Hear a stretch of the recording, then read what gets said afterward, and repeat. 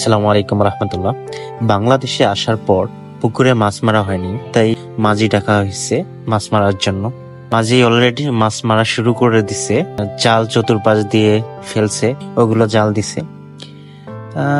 পুকুরে মাছ আছে প্রচুর, কিন্তু বড় মাছগুলো কেন জানি আটকা পড়ে না, কেন জানি আটকা পড়ে না। প্রত্যেকবারে নাকি মাঝি ডাকা হয়, বড় মাছগুলো আটকা পড়ে না, ছোট ছোট মাছগুলোই আটকা পড়ে। দেখা যাক আজকে কি হয়, বড় মাছগুলো আটকা পড়ে না ছোট মাছগুলো, দেখা যাক।